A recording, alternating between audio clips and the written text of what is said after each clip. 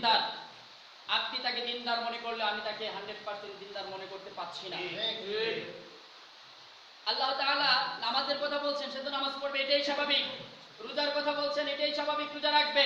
কিন্তু আল্লাহ তাআলা কি ইসলামটাকে এই পর্যন্ত সীমাবদ্ধ রাখছেন না আরো কিছু ভিতরে দিয়ে রাখছেন?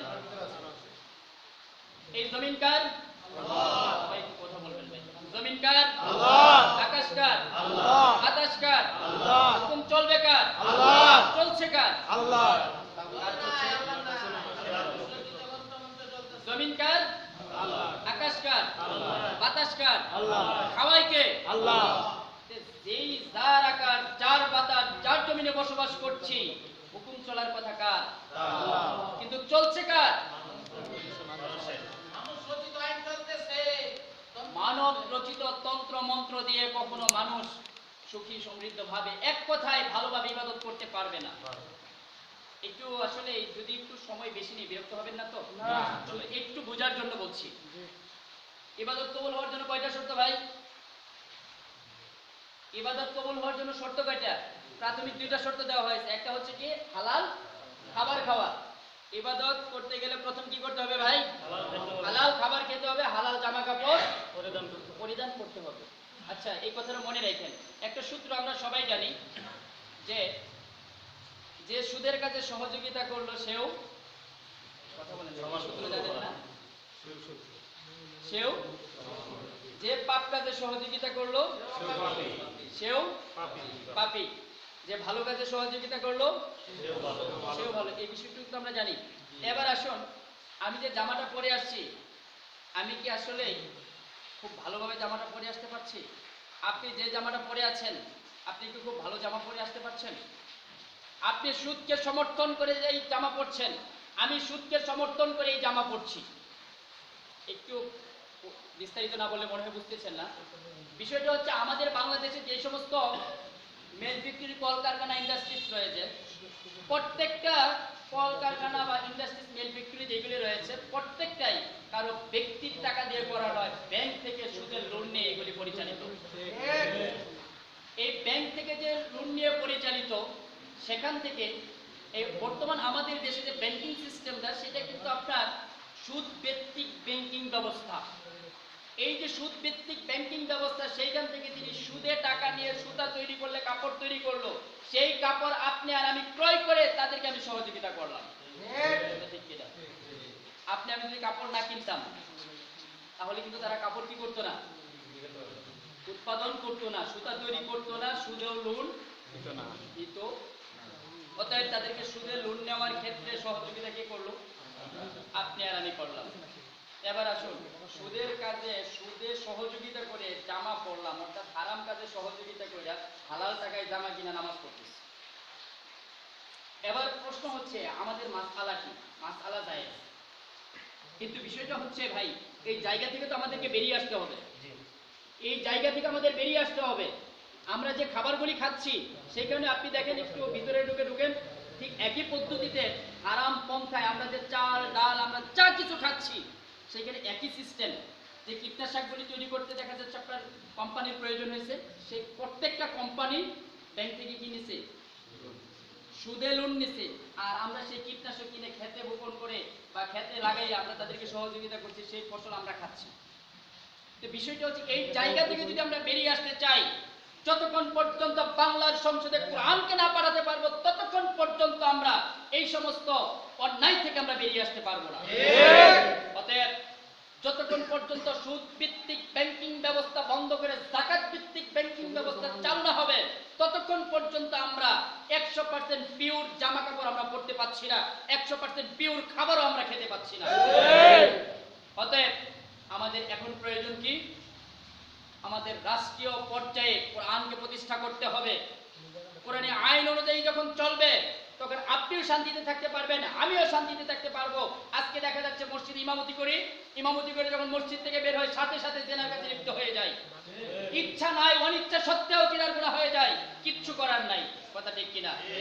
এই কাজ থেকে যদি আমরা বেরিয়ে আসতে চাই, যতক্ষণ পর্যন্ত বাংলার সংসদে আমরা কোরআনকে পাঠাতে না পারবো, ততক্ষণ পর্যন্ত আমরা পরিপূর্ণভাবে স্বাধীনভাবে আমরা ইবাদত করতে পারছি না। কথা ঠিক কিনা?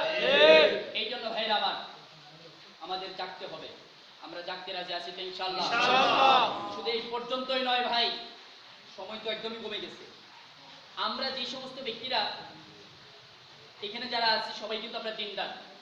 একটা জিনিস আমরা জানি, আমরা অনেক সময় ওয়াজের ক্ষেত্রেও বলে থাকি মসজিদে দান করেন, মাদ্রাসায় দান করেন, এমন কিছু দান করেন যেই দানটা আপনি মরার পরেও কিয়ামত পর্যন্ত আপনার সওয়াবের কারণ হয়ে যাবে, যেটাকে আমরা বলি সদকায়ে জারিয়া। কি ভাই বলি কিনা? এই সদকায়ে জারিয়ার মধ্যে আমরা দান করার কথা বলি, এইখানে এই লাভগুলি আমরা মানুষদের মাঝে বুঝিয়ে তুলি। কিন্তু এমন কিছু গুনাহ আছে যেই গুনাহগুলি যদি আপনি করে দুনিয়ার জমিন থেকে মারা যান, যতদিন পর্যন্ত এই পৃথিবী ধ্বংস না হবে ততদিন পর্যন্ত আপনার আমল নামায় সেই গুনাহগুলি লিখতে থাকে। প্রিয় ভাইয়েরা, এই সমস্ত গুনাহ কি দুই একটা আপনারা বলতে পারবেন? যদি আমি বলে দিই আজকের পর থেকে মানবেন কে কে? হাত তুলে। আল্লাহ সকলকে কবুল করুক, সকল বলে আমিন। একটা এক্সাম্পলের মাধ্যমে আশা করি জিনিসগুলি আমি বুঝিয়ে দেওয়ার চেষ্টা করব। বাংলাদেশের মধ্যে লাইসেন্সকৃত পতিতালয় আছে না নাই ভাই? আছে না নাই? লাইসেন্সকৃত মদের আড্ডাখানা যেগুলি আছে এগুলি আছে না নাই? আমাদের ময়মনসিংহ আছে, এমনকি আমাদের ভালুকাতেও আছে। তো বিষয়টা হচ্ছে ওইখানে গিয়ে যে সমস্ত ছেলে এবং মেয়েরা জেনার কাজে লিপ্ত হচ্ছে, যখন তাদেরকে জেনার অপরাধে বলা হবে যাও তোমরা তো জাহান্নামী, তোমরা জেনা করেছিল, জেনার পাপের কারণে তোমরা জাহান্নামী, ঠিক সেই মুহূর্তে আল্লাহ তাআলার কাছে তারা একটা মামলা দায়ের করবে, আল্লাহ আমি জেনা করার জন্য বহু জায়গা খুঁজেছিলাম, আমার বাড়িতে অনেক চেষ্টা করেছিলাম কিন্তু কোথাও আমি জেনা করতে পারিনি, আমি আত্মীয় বাড়িতে গিয়েছিলাম সেখানে আমি জেনা করার সুযোগ পাইনি, কিন্তু এই যে পতিতালয়ের যে একটা ব্যবস্থা রয়েছে এই ব্যবস্থা যদি না থাকতো আজকে আমি জেনা করার সুযোগ পেতাম না, আমাকে জাহান্নামে যাওয়া লাগতো না। অতএব যারা আমাকে সুযোগ করে দিয়েছিল তাদেরকে তো আমি তাদেরকে নিয়ে জাহান্নামে যাব। আল্লাহ বলবে যাও, মঞ্জুর করা হলো, তাকে নিয়ে আসো। পতিতালয়ের মালিককে বলা হবে কি ব্যাপার, তুমি এগুলি কেন করেছিলে? তুমি তো ভালো দিনদার হাজি সাহেব মানুষ, তোমার বিরুদ্ধে তো মামলা দায়ের হয়ে গেছে, তুমি হাজি সাহেব হয়ে কি করবে? তোমার এই মামলায় তোমাকে জাহান্নামে যাওয়া লাগছে। তো আল্লাহ আমি মজাও মানি নাই, কোনো কিছুই করি নাই, শুধুমাত্র খালি অনুমতি দেওয়ার কারণে যদি আজকে আমাকে জাহান্নামে যেতে হয়, আমাকে যারা অনুমতি দিয়ে সুযোগ করে দিয়েছিল তাকে তো আমি তাকে নিয়ে তারপরে যাব। ধরা হবে বাংলাদেশের প্রধানমন্ত্রীকে, রাষ্ট্রপতিকে ধরা হবে। কি ব্যাপার, আপনারা নাকি আইন পাস করেছিলেন সংসদে, আইন পাস করে তারে সুযোগ দিয়েছিলেন, হেরে সুযোগ দেখে এই কাজ করার সুযোগ পেয়েছে, এই মামলায় তো আপনি ফেসে গেছেন। তখন প্রধানমন্ত্রী, রাষ্ট্রপতি বা রাষ্ট্রীয় পর্যায়ে জনগণের প্রতিনিধি যারা থাকবে তারা একই মামলা দায়ের করবে, আল্লাহ আমি একাই মাঠে ছিলাম না, আমার মতো অনেক লোক ছিল, আজকে যদি দেখা যাচ্ছে ও আকাম কুকাম করতে এই গুনাহের কারণে যদি আমাকে জাহান্নামে যেতেই হয়, আল্লাহ যেই ব্যক্তিরা আমাকে এই ক্ষমতায় পাঠাইছিল তাদেরকে তো আমি তাদেরকে নিয়ে জাহান্নামে যাব। আজকে যদি দেখা যাচ্ছে দেশের জনগণ আমাকে ভোট না দিত, এই জনগণ যদি আমাকে জোর করে ক্ষমতায় না পাঠাতো, আমি প্রধানমন্ত্রী হতে পারতাম না, ইসলাম বিরোধী কোনো আইন পাস করতে পারতাম না। অতএব যারা আমাকে ভোট দিয়েছিল, যারা আমাকে সমর্থন করেছিল, যারা আমাকে জোর করে ক্ষমতায় পাঠিয়েছিল তাদেরকে তো আমি তাদেরকে নিয়ে জাহান্নামে যাব। এই মামলায় কিন্তু অনেক দাড়িওয়ালা টুপিওয়ালাও ফেসে যাবে। কি হবে মসজিদের ইমাম হয়ে আমার রায়টা যদি যায় ইসলামের বিপক্ষে? কথা ঠিক। কি হবে আমার যাকাত দিয়ে, কি হবে আমি হাজী হয়ে যদি আমার রায়টা চলে যায় ইসলামের বিপক্ষে? নারায়ে তাকবীর। মেইন বিষয়টা হচ্ছে আমার সদা সর্বদা আমার চিন্তা চেতনা যা কিছু থাকবে সব কিছু থাকবে ইসলামের পক্ষে। কথা ঠিক কিনা? আমি মাসে মাসে 3 দিনের নেশাব করি, বছরে একটা চিল্লা করি, আমার দেখা যাচ্ছে সব গোছের একটাও মিস নাই, 3 দিনের নেশাব একটাও মিস নাই, অথচ আমার রায় চলে যাচ্ছে ইসলামের বিপক্ষে। আমি তাবলীগ করছি না, বরং ইসলামের বিরোধিতা করছি। কথা ঠিক কিনা? কারণ আমাকে মানুষ দলিল হিসেবে মানুষ ব্যবহার করছে।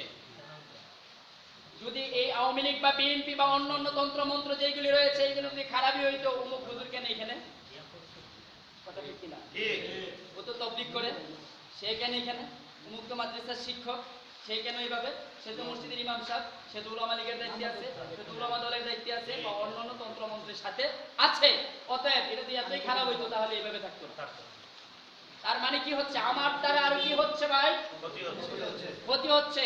অতএব এই সমস্ত ব্যক্তিদেরকে আমাদেরকে বুঝাতে হবে না ভাই? হয়তোবা দেখা যাচ্ছে অনেক সময় মানুষ জেগে থেকেও ঘুমের অভিনয় করে। ওরা বুঝতে হবে যুগে যুগে মুনাফিক ছিল, এখনো আছে, কিয়ামত পর্যন্ত থাকবে। কথা ঠিক কিনা? আবু লাহাব, উতবা, সাইবা তারা কি বিয়ে করেছিল কিনা? তাই কথা বলেন। তারা সংসার করছিল কিনা? করছিল। তাহলে তাদের সংসার কি ক্রমান্বয়ে বৃদ্ধি পাইছে কিনা? আচ্ছা, পরবর্তীতে এখন কি আমরা তাদেরকে তো চিনি না। রাসূল সাল্লাল্লাহু আলাইহি সাল্লামের 42তম বংশধর এখনো পর্যন্ত দুনিয়ার জমিনে আছে। অতএব তাদের তো সেম টু সেম বংশধর এই দুনিয়ার জমিনে আছে, কথা ঠিক কিনা? ওরা কি আপনি কবে ভিন্ন রূপী হয়ে আছে? হয়তোবা আপনার আমার মধ্যে এই মুসলমানের রূপ নিয়ে তারা বসবাস করছে। ওরা আর কেউ নয়, ওরা হচ্ছে ইসলামের জাতীয় দুশমন আবু লাহাব, উতবা, সাইবার উত্তরসূরি। অতএব আমরা তাদের মাঝে দাওয়াত নিয়ে যাব, আমরা তাদেরকে দাওয়াত দেব। যদি ফিরে না আসে আমরা তাদেরকে বয়কট করব। যেই ব্যক্তি ইসলামের পক্ষে নাই তার সাথে আমার কোনো সম্পর্ক নাই। মনে হয় বিরক্ত হয়ে যাচ্ছে? না, খুব হার্ট হয়ে যাচ্ছে ভাই, খুব প্রয়োজনীয় কথাই। কারণ হচ্ছে আমি মাওলানা সাহেব, আমি মুফতি সাহেব, আমি ইমাম সাহেব, অথচ আমার চাল চলন কথা বার্তা যা কিছু থাকবে সব ইসলামের বিপক্ষে। আমি ইমাম হয়ে লাভটা কি? আমার রায় চলে যায় মদের পক্ষে, আমার রায় চলে যায় পতিতালয়ের পক্ষে, আমার রায় চলে যায় চালচুরের পক্ষে, ডালচুরের পক্ষে, অথচ মসজিদের মিম্বার থেকে বড় বড় কথা বলছি। আসলে বিষয়টা হচ্ছে কি ভাই, আমরা আমাদের ইমানকে দুর্বল হয়ে যাওয়ার কারণে যে অবস্থা হয় মানুষের, গাড়ির ব্রেক ফেল হয়ে গেলে গাড়ির যে অবস্থা হয়, ঠিক একইভাবে আমাদের ইমানটা কিন্তু ভাই দুর্বল হয়ে গেছে। আমরা এখনো পর্যন্ত পরিপূর্ণ ইমানদার হতে পারি নাই। আল্লাহ তাআলা কুরআনুল কারীমের মধ্যে বলেন, ইয়া আইয়ুহাল্লাযীনা আমানু, হে ঈমানদারগণ, উদখুলু ফিস-সিলমি কাফা ওয়া লা তাত্তাবিউ খুতুওয়াতিশ শাইতান ইন্নাহু লাকুম আদুব্বুম মুবিন। যদিও এই আয়াতটা ওই সময় নাযিল হয়েছিল আব্দুল্লাহ ইবনে সালাম রাদিয়াল্লাহু তাআলা আনহুর উপর ভিত্তি করে। ওনার একটা ঘটনা, শায়খুল অনেক লম্বা, এই প্রেক্ষাপটে আয়াতটা নাযিল হয়েছিল।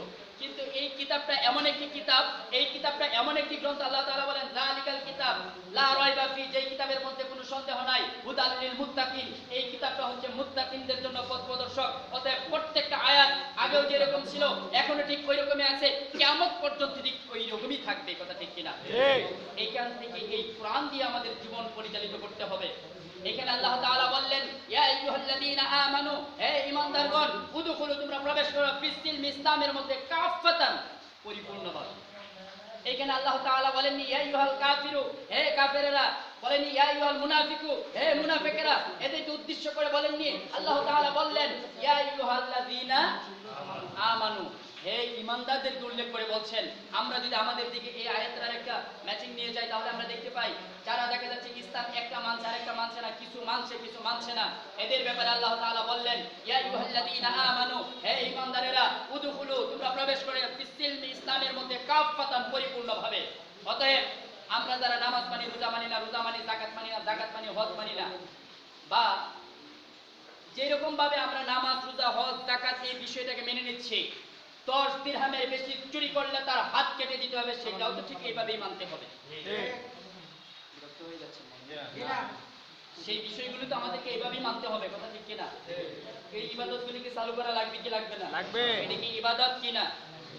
যদি ইবাদত 10 দিরহামের বেশি চুরি করলে হাত কেটে দিতে হয়, হুকুম কার? আল্লাহ। হুকুম কার? আল্লাহ। এই আল্লাহর হুকুম কি দুনিয়ার জমিনে আছে? আছে। জেনা করলে যদি বিবাহিত হয় তার জন্য এক ধরনের শাস্তি, যদি অবিবাহিত হয় তার জন্য আরেক ধরনের শাস্তি। এই যে শাস্তির বিধানটা, এটা কি বাংলার জমিনে আছে? দিন দিন কি দর্শন বাড়ছে না কমছে? দিন দিন যে দর্শন বৃদ্ধি হচ্ছে, এই দর্শন যতদিন পর্যন্ত বাংলার জমিনে আমরা কোরআনকে পাঠাতে না পারবো, ততদিন পর্যন্ত বাংলার জমিন থেকে দর্শন নামক অভিশাপ বন্ধ করা সম্ভব নয়। যতদিন পর্যন্ত আমরা সংসদে কোরআনকে না পাঠাতে পারবো, ততদিন পর্যন্ত যৌতুক নামক প্রথা এই বাংলার জমিন থেকে দূর করা সম্ভব না। এটা একমাত্র এই যুবকদের পক্ষেই সম্ভব। যুবকেরা যদি জেগে যায়, আগামী দেশটাই জেগে দিবে তারা। অতএব আমাদের জাগতে হবে। আমরা জাগতে রাজি আছি তো ইনশাআল্লাহ? ইনশাআল্লাহ রাজি আছি তো ইনশাআল্লাহ? ইনশাআল্লাহ। সকলকে তৌফিক দান করুন, সকলে বলে আমিন। আমিন।